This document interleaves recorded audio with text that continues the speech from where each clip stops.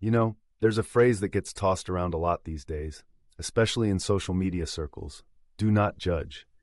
It sounds nice, right? It feels warm and fuzzy, like a big hug from your favorite blanket. But let's pause for a moment and really think about what that means. When we say do not judge, are we actually promoting kindness and understanding, or are we just putting blinders on ourselves, preventing us from seeing the truth? I mean, come on, if you think about it, that phrase can actually make us pretty stupid. Let's dive into this. When we hear do not judge, it often comes with a sense of moral superiority, like we're virtuous for being so open-minded. But what if that very open-mindedness is leading us down a path that could harm ourselves or others? Think about it. In a world where we're encouraged to withhold judgment, are we really equipping ourselves with the tools we need to make informed decisions?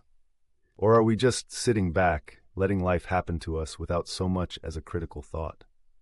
Take, for instance, the safety of our children. It's a topic that strikes a chord with every parent, grandparent, or guardian out there. Imagine if we took the do not judge mantra to heart when it comes to assessing the people we allow into our kids' lives. We've seen the news stories, right? High-profile cases like Jerry Sandusky, who took advantage of trust and vulnerability. If we refuse to judge, to critically evaluate the character of those around us, we could be putting our children at risk. It's not just about being nice, it's about being smart, about protecting the innocent. And this isn't just a hypothetical scenario. There are countless examples where a lack of judgment has led to tragic consequences. We need to be able to discern who is safe and who isn't. It's not about being harsh or unkind. It's about being responsible. It's about love. True love for those we care about means making informed judgments about the character and actions of those around us. Now, let's talk about the current societal tendency to shy away from moral judgments, particularly when it comes to discussions around sexuality. We live in a time where people are encouraged to be accepting of all lifestyles, which is great in theory, but it can also lead to a dangerous lack of discernment. Just because someone identifies as a certain way or claims to have a particular belief doesn't mean they're good, trustworthy, or even safe. It's crucial to navigate these discussions with a critical eye. Now, don't get me wrong.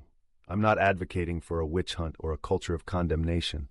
That's the other extreme, and it's just as harmful. There's a balance to strike here.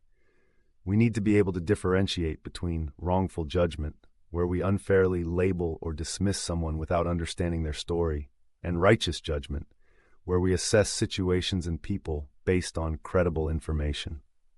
This brings us to the concept of righteous judgment, which is something we often overlook. In the Bible, John 7:24 tells us to judge not according to the appearance, but judge righteous judgment. It's a call for wisdom, for discernment, for understanding the complexities of human behavior. It's not just about what we see on the surface. It's about digging deeper, asking questions, and being willing to confront uncomfortable truths. But here's the kicker. We've been conditioned to think that judging is inherently bad. We're told that if we judge, we're being unloving or intolerant. But what if I told you that failing to judge can actually be unloving? What if it leads us to ignore red flags or to overlook harmful behaviors? Ignoring the need for judgment can mean turning a blind eye to the very real dangers that exist in our world, especially when it comes to protecting the most vulnerable among us. Let's consider the implications of this mindset. If we're too afraid to make judgments, we might end up believing lies or making poor choices. It's like walking through life with our eyes closed, hoping that everything will just work out. But life doesn't work that way. We need to engage with the world around us actively, to assess situations critically, and to make informed decisions. Now, I know some of you might be thinking, but isn't that just judging a person's character? Well, yes and no. It's not about labeling someone as good or bad outright. It's about evaluating their actions, their behavior, and the context in which they operate. It's about understanding that people are complex and that their actions can have real consequences. Let's take a moment to reflect on how this applies to our daily lives. Think about your friendships, your work relationships, or even your family dynamics. Are you really engaging with the people around you? or are you just accepting them at face value? Are you willing to have those tough conversations when someone crosses a line, or do you brush it under the rug because you don't want to be seen as judgmental? Here's a little secret. Avoiding judgment doesn't make you a better person. It makes you complacent. It makes you passive in a world that desperately needs active participants. We should strive to be the kind of people who aren't afraid to speak up when something feels off, who are willing to challenge the status quo, and who can engage in meaningful conversations about morality and ethics without fear of being labeled as judgmental. Now, I get it. This can be a tricky balance to strike.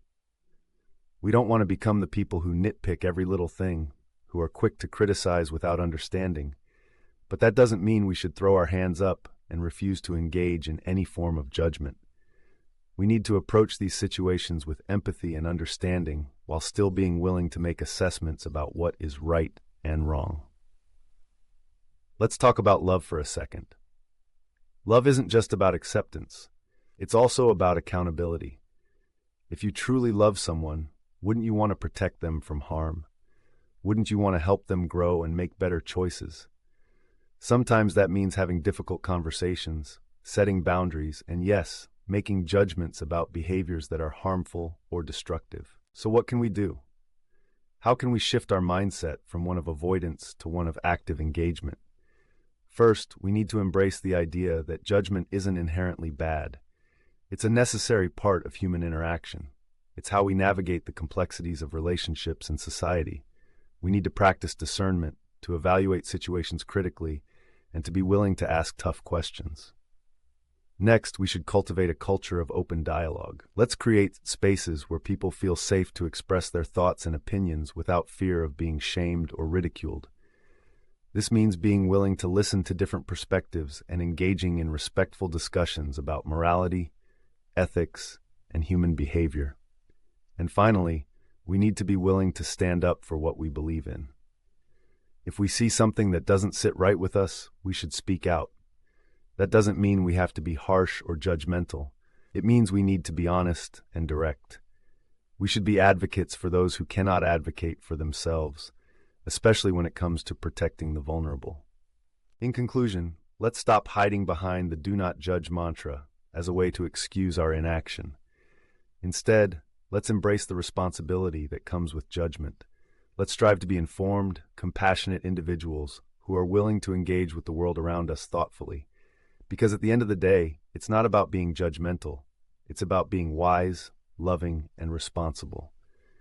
And that, my friends, is a mindset that can change the world.